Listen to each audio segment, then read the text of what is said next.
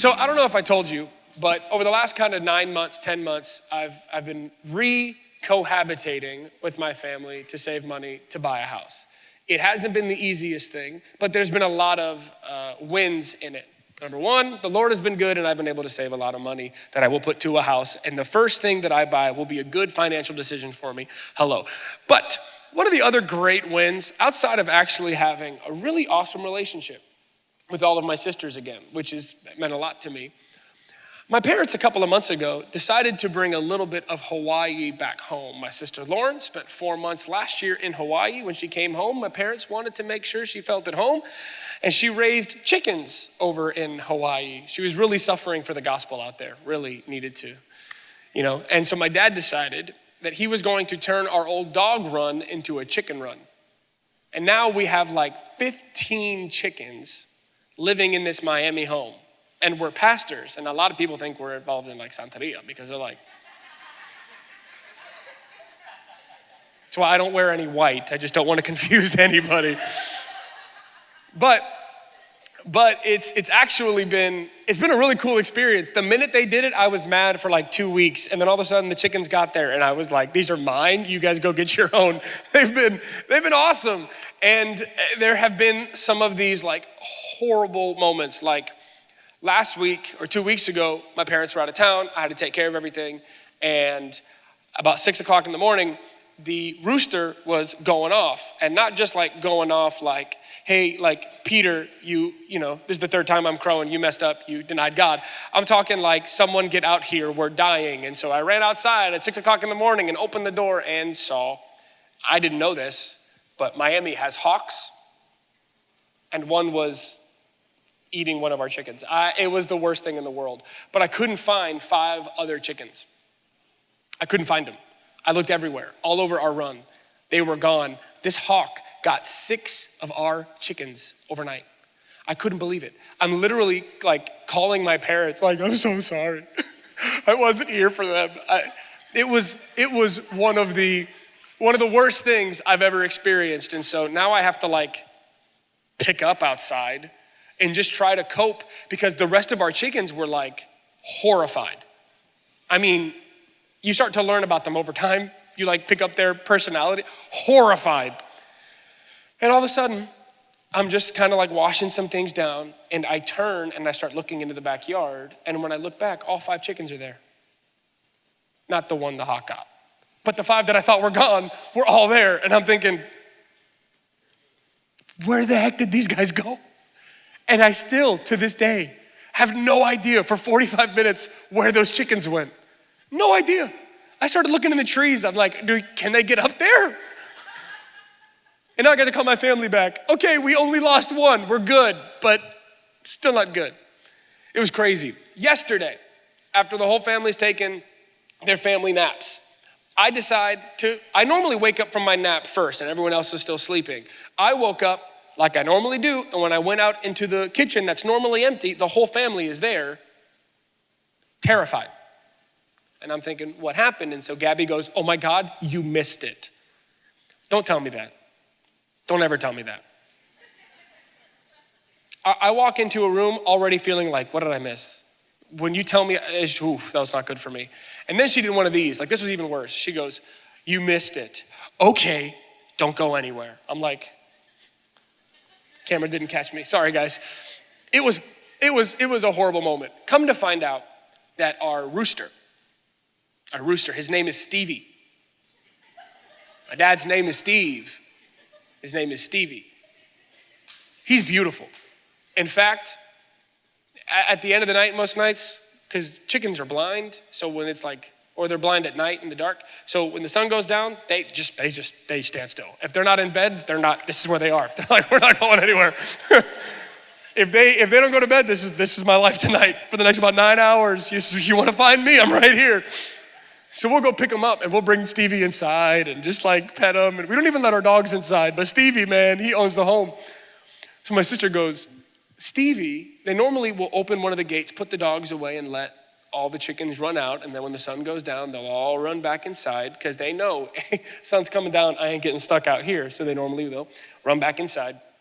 But Stevie apparently didn't want to wait for my dad to open up the gate. And he didn't recognize that open gate means the dogs are away. Closed gate means the dogs own that area. So he flew over. Now, chickens can't fly, but they can fly. They can kind of like a running start and get like 6 or 7 feet in the air. And if they got over, they're good. If not, then they're down. So Stevie gets over the fence. Now, we have 2 German Shepherds. These dudes, especially Tyson, he's like 8-year-old, he's a man. He is more of a man than I will ever be in my life. I watched Tyson get hit by a Jeep, pop back up and was like, is the Jeep okay? Like, I wish I was kidding. Tyson, it takes a little while for him to recognize that there's something in the backyard, but the minute he recognizes there's something in the backyard, you don't want to be in the backyard. I've watched these 2 dogs corner possums and just play with it. Literally, like, have you ever seen killer whales play with like, oh, my German Shepherds they're unbelievable. They are specimen. I mean, they find out Stevie's in the backyard, and so they take off. Now, we don't know what happened, but all we do know is that I was asleep, and whatever happened between the 3 of them, which will probably stay between the 3 of them, woke up my dad. So my dad and my mom, they kind of wake up and they're probably thinking that peacocks are just in the backyard because our area is overrun with peacocks. I don't understand it. They've gone from these things are so beautiful to, honestly, Lord, take them all. Like, I can't stand them. There's so many of them. And they start to see that it was in fact not peacocks, but Tyson basically was getting at Stevie and just barely kept missing him, but was getting all of his feathers. Was getting them. And so my dad runs over and grabs like a lawn chair and flings it at the dogs. So, because we love Stevie. We love Stevie. My dad was comparing it to like the Robert Downey Jr. movies where he was Sherlock Holmes, where he would see how everything happened before it happened. That's what my dad is like. I'm running over thinking, if I grab the chair and throw it, that'll give me like 30 seconds to get over there. He throws it, and all it does is kind of like cause the dogs to let go and back up a bit, but then they're right in it again. I mean, they're right at it. It's gonna be night-night for Stevie. It was not gonna be good. And just getting the chair over backed them up enough that my dad was able to run over and suplex Tyson and literally dive on Tyson, which scared Anastasia. So they both kind of chilled, and Gabby ran over, opened the gate. Stevie got in at the last minute and they closed it. But Stevie was not good until this morning. He was not his normal. I honestly kept telling my sisters, he's going around to each chicken saying, every day from now on is a gift from God. I mean, he almost, it was almost night for Stevie, for real. And we've come to care for these chickens, and they started as these like this big, 2 years old in our laundry room. And they were beautiful, and it was one of the sweetest things. And I'm literally telling my friends that I can't go hang out with them because I wanted to go home and see these chickens. One of them, this will all make sense in a minute, but one of them was so sweet, but it was born with 1 foot that didn't form right. And so we had to and it's like this big, so its feet are tiny. We had to go and get like little pieces of cardboard and make a little boot for it. And it was almost 28 years old, just enamored with this little thing. Just like, honestly, $1,000 or watch this chicken, keep your money, I'm watching the chicken. Like, it was the sweetest thing. So we've seen these chickens grow up, but we've learned a lot about chickens that I didn't know before we had chickens. Like, did you know they have no external genitalia? There's no way for you to find out which one's a hen and which one's a rooster. Did you know that? When they're born, it's like 3 months and you're like, it's just, we don't really know. We went and bought what we thought were 30 hens. And it's a waiting game at that point. You're just waiting to see if any one of them crow. And it took a lot of time. And believe it or not, we're running around saying, oh my God, we have these 30 hens, and we're talking about going and buying a rooster. We're like, we might need one rooster, only to find out a week later, one of those hens, his name was Stevie. And he started crowing away, and we're like, this is amazing, we have a rooster. But we didn't know we had a rooster. Wait a minute, why do we have a rooster? We bought hens, the box said hens. But there's no way of knowing. It just takes time for whatever was on the inside to start to make a difference on the outside. And it actually got kind of ugly because the next day, another one who is no longer with us decided that it too was a rooster. Makes no sense. But we start hearing another crow and we're like, oh, we have two? And if you don't know this about roosters and about chickens, which why would you? I didn't. So if there's two roosters, it doesn't matter how many hens there are, if there's two roosters or three, just more than one, they all start to get stressed because the hierarchy's thrown off. And so the hens will stop going to bed. They'll stop laying eggs. They'll shed all of their feathers because they're stressed. So we had to make a decision to get rid of one of them. And let's just say, if you want to know the story, come find me in the lobby because it was epic. But it's probably not seeker friendly, but let's just say we only have Stevie now. Somebody laughed, so this isn't as dark as I wanted it to be.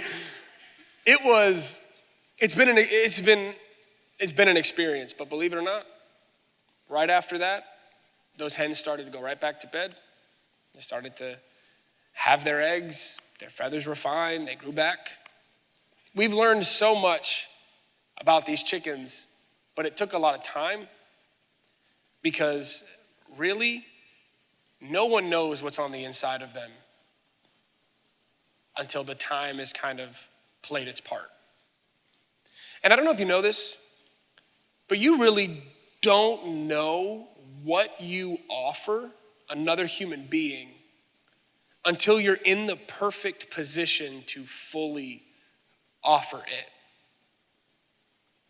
You really don't know what's on the inside of you until you're kind of put in a position where now everything God put on the inside of you is now ready to come out. I've watched as my friends have gotten married and they become versions of themselves I did not know existed. And when you talk to them, they're like, I didn't know this existed, this version of me. I have a friend who is in his mid-30s and he's successful, he's funny, he's a great guy. And his relationship with Christ was kind of like back and forth. But then he had a son. And the day he had a son, he called me, his first baby. And literally all he's saying is, for the first time in my life, I know why I exist. I have this kid. And that pulled something out of him that he did not realize was on the inside of him. It is kind of like our hens. It takes a lot of time to find out really what's on the inside of them. You see, I believe every individual on the planet was created by God. I don't have all the answers, but I do know this. Somehow at the same time, that person is not complete until they find themselves in marriage, and yet can walk every single day of their life declaring that they're whole and complete, not lacking anything in Jesus. I don't know how those two come together. 27 years old and single, and I'm trying to figure it out too. It's like, I'm not complete until I'm married, but I'm whole and complete, not lacking anything. I don't necessarily know how to walk that balance, but I do know this. When God created me, he was the one who said it's not good that that man be alone. And then he said, let me create this idea where two people will find romantic, passionate love. And it starts that way, but when they commit to each other, then it will become more of an action and a verb and a resolve and less of an emotion. But then, once you get to the good stuff, for the first time in their life, they'll experience the true emotion of love. As now they've been put in the right environment for what I put deep down on the inside of them. to come out in its right time. And sadly, we have so many young people today, and we have forever, who decide to make decisions that affect them long term simply because they don't recognize that there's more in them than they can think and see, and it's going to take time and the right environment for that to come out. Let's just be honest and open for a minute. The first thing I want to say is I will not be done in 6 minutes. So that's the first thing I want to say. That's the first truth. But the second is this: our generation has no problem with premarital sex. Our generation really has no problem with pornography. In fact, our very Miami basketball arena, which we lovingly know as the American Airlines Arena, now has a bid on it from a pornographic website. And it's the most expensive bid they got. As pornography is now making more money than the NFL, the MLB, the NBA, and all other sports combined yearly. We have a generation who does not honor sex anymore. Even in the church, we don't honor sex. In fact, in the church, sometimes we're worse because we draw certain lines and we create boundaries for ourselves, and we say anything on this side of the boundary is fine, but on that side of the boundary, no, that's not cool. But on this side, I can run free. We have a generation that starts to act married before we're married. And this is not personal. This is not, God, I would honestly love to act married before I was married. That'd be great. But when even psychology starts to look at the world of love and says, oh my God, shacking up together actually has a higher rate of breakups than divorce and marriage relationships, and yet people are shacking up together because they believe it's a stepping stone to getting married. We have people, even in the church today, who fundamentally believe the only way you could even know if you're compatible with somebody in marriage is to have sex with them first. Is to experience, maybe not sex, but at least a passionate moment to see if they're good at it. We do live in this world today that does not honor sex.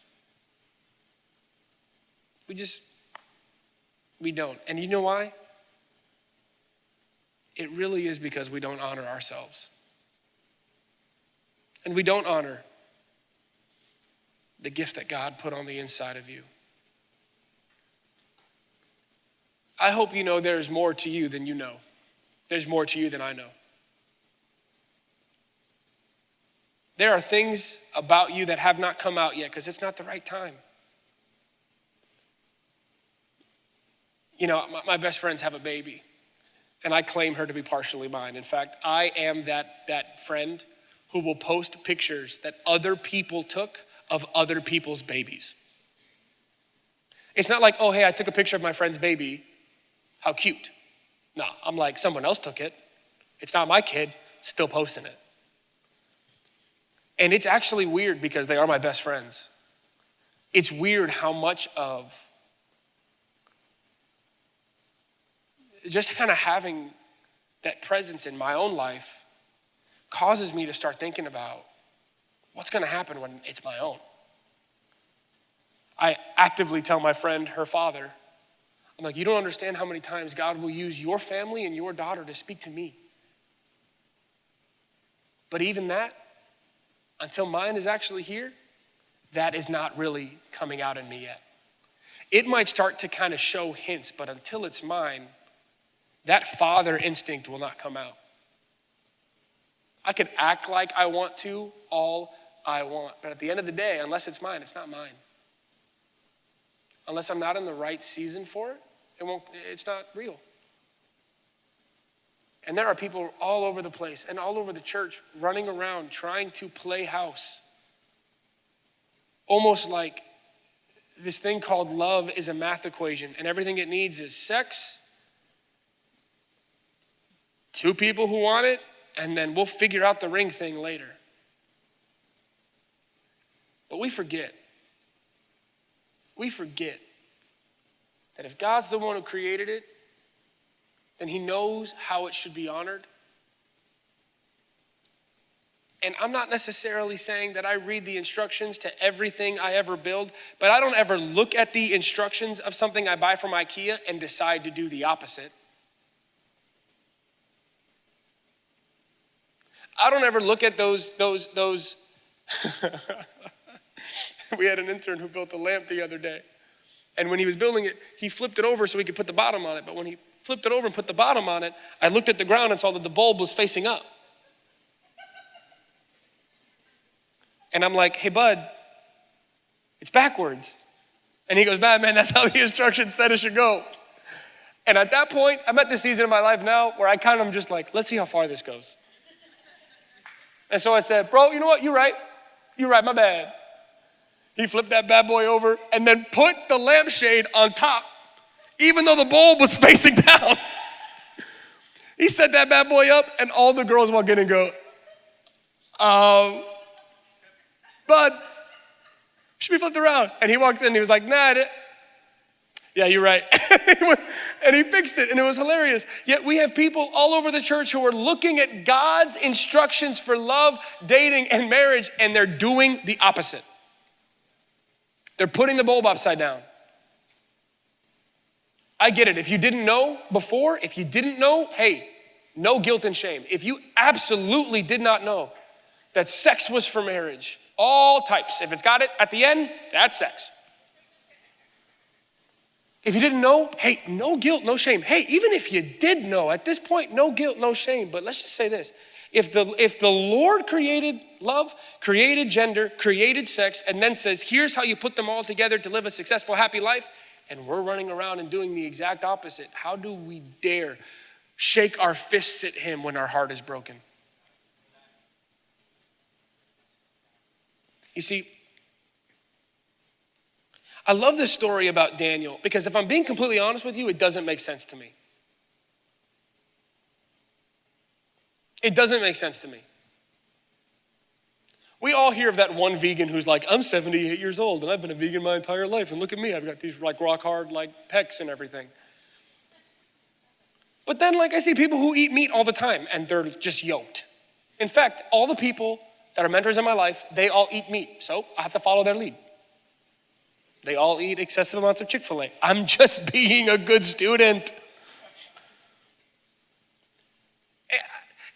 And the reviews are kind of mixed on whether or not being a full vegan is good for you long term. I'm not necessarily, we got a couple football players in the room. I ain't telling them to go be vegans. I want W's. W's come when they're bigger than the other team. Boys, eat away. Moving on.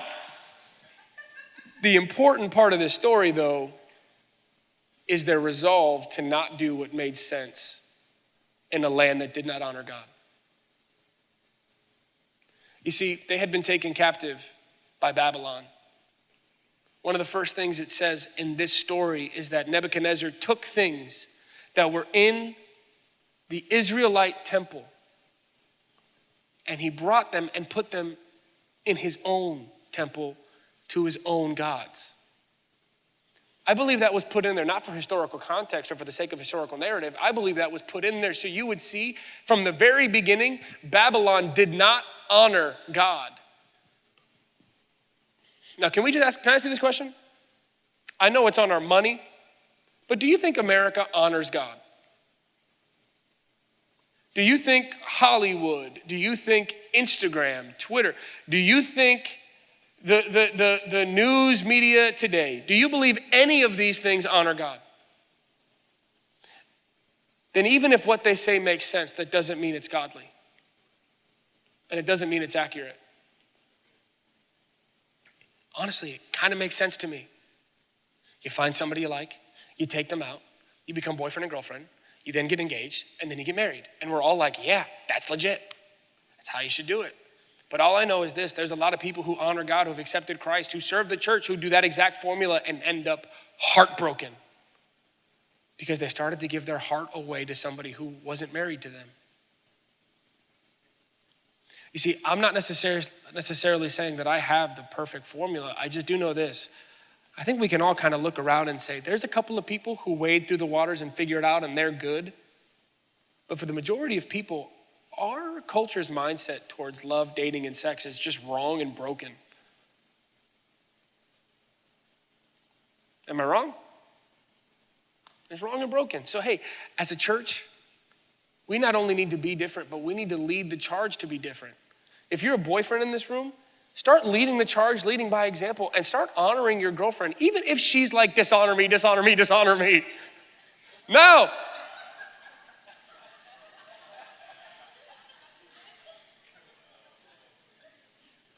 If you're a girlfriend in this room, start honoring the future husband in your boyfriend, and don't even let him do something he's gonna regret. Can we have this discussion about what we need to do to have resolve to abstain from what the world and culture, and if you know me at all, you know I hate this, like, we can't be like the world, because we pit like there's these two people. There's the world and then there's us. But my God, the older I get, the more I'm like, dang, there's like the world and there's us. And we can't be like them, we can't look like them, we can't act like them. Because if they're broken and they turn to us and we're broken, how do we help them? And our ultimate goal in life, our dream is not marriage and kids, it's honoring God. Marriage and kids are great. I know people who are happily married with great kids and they're unhappy. Because there's something more to life than finding somebody who will like you and then having kids with that person. There's something inside of you that can only be quenched when you're in this area where you honor God and He honors you back.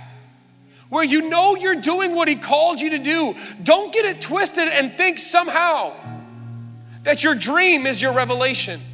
We all have the dream, the house, the kids, the car, the dogs. No cats. Our dream is not our revelation. Our revelation is our dream. Why God put me here, that's my dream. And if I find a wife along the way because He said it's not good that I be alone, and Lord, I really agree with you on that, then perfect. Awesome. And if I start to have kids because one of the greatest ways to change the world is to recreate myself. If I'm honoring God, the world needs more people that honor God, so I'm gonna have kids so they honor God too. That's all great, but that's not my revelation. That's not why I was made. I was made to honor God.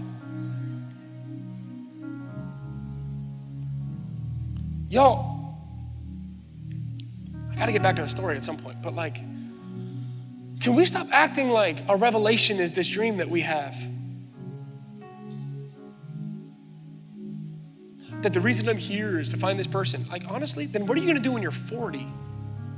And you're married and your kids are like old enough and they don't like you. Well, what are you gonna do? Recreate yourself?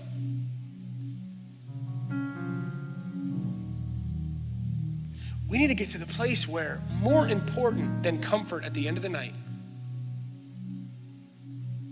is wanting to know why I'm here, God. And there might be some specifics that you need to discover, but I'm gonna tell you right now, I know your purpose. It's to honor and glorify God. That's your purpose. Maybe how you do that is a mystery. But it should no longer be a mystery to anyone in the room what they're here for. It's not to be a missionary. That is not your purpose. Your purpose is to honor God, and maybe the way you do that is through being a missionary. But if we're really hoping that what God's gonna do is reveal a career path for us and now we'll finally understand life and everything will click and everything's good, we're so off because there's literally not one example of that in Scripture. Not one. Not even like the back end of like the New Testament, there's not one. And then Paul found out he was gonna be a tent maker and the world made sense.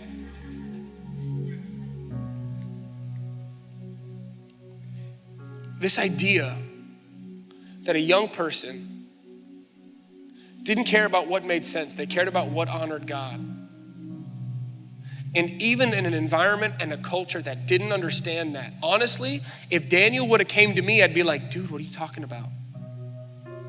I probably wouldn't have caught it. I'd be like, vegetables, prime rib,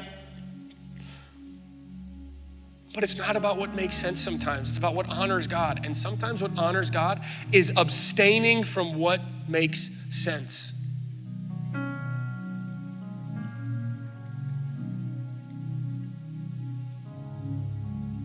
If you want to walk out of this door today and say, you know what, it's just hard, Chris. It's hard these days. I don't even have to follow inappropriate people on Instagram. All I got to do is press the wrong button and I'm flooded with the inappropriate pictures. Working out, girls all day. You could easily make an excuse for yourself. But you're going to live by the results of your own actions. You will lie in the bed you make. If you keep excusing away your excuses, you'll forever excuse your excuse. We have to honor God today. Because you will be stained by what you abstain from. You will be stained by what you abstain from. If you abstain from biblical values and you stay away from how God wants you to do things, it will stain you. People will see, people know. But what would happen if you walked around with the stain of obedience on you? What would happen if you walked through your school and people just smelled something different and they're like, what is that? And it's the stain of obedience on you because you've decided to obey God. What kind of stain do you want to walk around with? Because you can resolve in your heart tonight, I'm going to be stained by my obedience. Not perfection, my obedience. When I fall off the wagon, I get back on. I don't say, I'm gonna fall off the wagon and then I'll just hop back on. I mean, when I happen to find myself with my face in the dirt saying, how'd I get here? My response is, let me get back up on that wagon. The wagon of obedience. Because there's this idea that all is fair in war and all is fair in love. Why does love always feel like a battlefield? Because the two of them, it's impossible to have love without pain.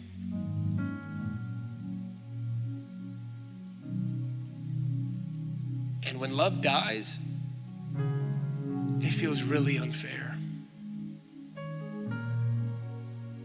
You start blaming her mom. Yes, her mom.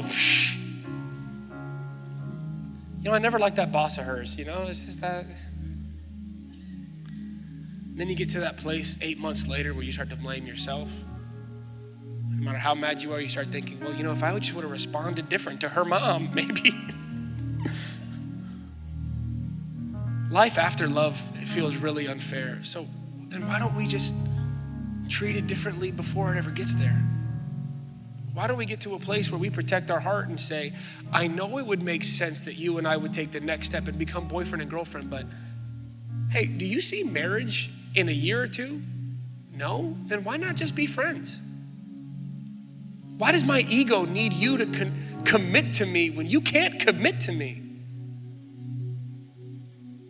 Why do I need to hear you say you love me before you can actually love me? I know it makes sense. And we know people who dated for 8 years and made it work. But just because it worked for them and made sense for them doesn't mean it's gonna make sense for you and work for you. The best part about the story is when those 10 days were done, that eunuch who was like, yo, this ain't gonna work and you're gonna die, show up to them, and within 10 days, 2 of these, 10 days, The Bible says that the difference between those who abstained and those who took part in the meat was so clear and distinct that the eunuch took the meat and the wine from everyone else. Y'all all eating kale.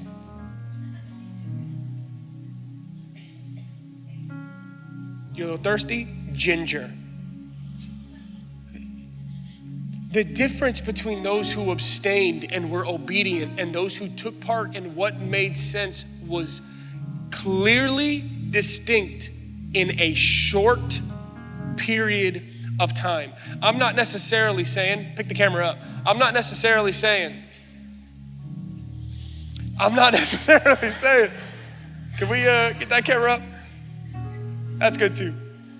I'm not necessarily saying that you're going to decide to abstain for 10 days and everything's going to be different. But I do know this. If on average we live 80 years, women 77, men 75. Y'all got 2 years on us. I don't know why, but y'all got 2 years on us. That's why I got a cracked forehead. It's because I'm just trying to figure out why you guys get 2 more years than us. I'm not saying it's gonna come quick, but I do know this. If you have to wait until you're 32 to do it right, in the grand scheme of 80 years, waiting 3, 4, 5, or 6 more years ain't that long. Feels long on this side. But how many of you look back on where you were 5 years ago and felt like, oh my God, when did I get here? Can you be obedient for 5 years? It probably won't even take that long. For some it might. You know, there were good preachers when I was 21 who said it ain't gonna take 5 years. Well, they were wrong. It took a little bit longer than that. But in the grand scheme of things, 80 years of life, I believe God is a redeemer, but why make him work harder to redeem what I broke? This is kind of the last conversation that I'll have alone. And I really want to hammer home something. Your decisions will stain you. And the blood of Jesus will remove every stain. God will redeem everything. But that is still a painful process. And it's unnecessary, especially when we know better. Let's know better. Not for the sake of the gospel, because I hope you know, it's not like Bible sales are dropping because people aren't honoring sex anymore. It's not that at all. It's not like Christianity is better. It's for your sake. Why put yourself through the war of an unnecessary broken heart? Protect yourself. Protect the other person. Be confident enough in who you are to not need anything from the other person prematurely.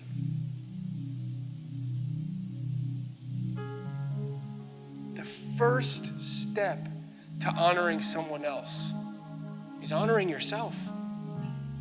Ladies, if a man can't honor you, that man does not honor himself. Get out super quick, like tonight. Call him up. I don't care what your friends say. No, you were together for 4 years. You should tell him in person. Nah, that man doesn't honor himself. He'll never honor me. He doesn't get another minute of my time. Click. Boom. The Lord will do it. Men, I want to be real respectful here. But one of the most attractive things in the world is a woman who's not that into you. I'm telling you, it's crazy. If she clings to anything other than God, including you, then she's still in the process of learning how to honor herself. Let her figure that out before you ever ask her to honor you. Ladies, same thing. If a guy can't go like 30 minutes without that double text, be like, look, you ain't gonna text me no more, you out. Chill, relax, be confident in yourself. Men, look at me, be confident in yourself. There is nothing toxic about a confident man. There is nothing toxic about a confident man. who's slow to speak, slow to act, who knows what he wants. I tell people all the time, I know what I want. Finding out who I want is a little harder, but I know what I want. There's nothing more attractive than a woman who honors herself so much that she's going to make me work for it. You will be stained by what you abstain from. I want a stain of obedience. I want my future wife to walk through the doors and say, he reeks of honoring God. Everything about him. I want the guys who date my sisters to reek of honoring God. I want them to come to me and say, it's time to have that talk where I ask permission and I go, you don't even need to, because your life has already shown you got my permission.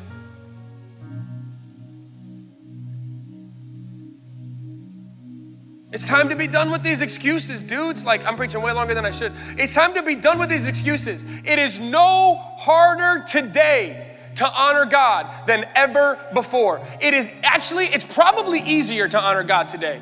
Go back to any ruins of any city, anywhere on the planet. They had a brothel on every corner, and it was culturally acceptable to spend time in there even if you were married. It is easier to honor God as a man and woman today than ever before. Let's honor God. If we can't honor him in our dating relationship, we definitely can't honor him anywhere else. It doesn't take very long to start noticing the stain of obedience. Does that make sense? Is it weird to end a sermon with, does that make sense? I hope more than anything, you don't feel condemned by what may have happened even earlier today, but rather encouraged to make tomorrow different. The first message we preached in this series was how there's no point in spending any energy going backwards. There's no point in feeling condemned. How do you win? How do I win if I make you feel bad? So that's not the desire of this at all. But rather, to say, hey, we may have lost yesterday, but let's go win this week. All right, the last one was a dub. It was a dud, but this week's gonna be a dub. Man, I may have been acting like a hen, but now there's this rooster on the inside of me that now's enough time. Stevie's coming out.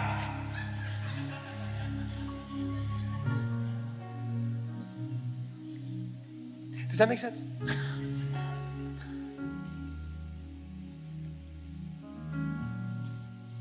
I just wonder what God thinks of people who, even in a day where, you know what, it makes sense to dishonor God. It just does. Like, you know what, it makes sense.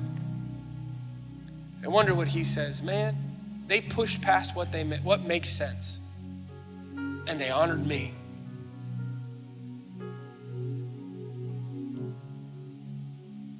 I want to pray for some people tonight. So if you wouldn't mind bowing your heads. First group I want to pray for are people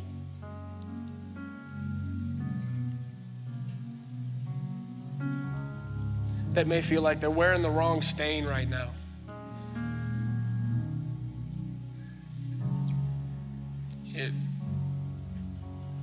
Been abstaining from what God values, what God honors. I'm believing in the redemption of Jesus. I'm telling you, he could turn it around in ways you never thought. In fact, he'll find a way to turn it around for your good too. And so I want to pray for that group of people who are literally on the comeback train of God's redemption right now. Don't even realize it. Because we will be a generation that honors God. We will raise up the middle schoolers and high schoolers behind us, the college students behind us. We will raise them up to honor God in a way we never thought possible, but it starts with us. Father, I pray for every person in this room who might be tempted to struggle with condemnation or feeling bad or even worried right now, Lord, because you're so big, it does not matter how big of a canyon there is between us and honoring you, but you fill that gap. And even if we've been nasty yesterday, Lord, you say we are clean today. Not because of our actions, but because of your action on the cross.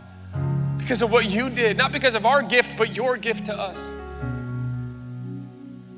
Lord, I pray that you would come against any person right now who's struggling with walking in the full confidence that they are no longer who they've been. They no longer wear the stain of disobedience, but they will start to wear the stain of your obedience.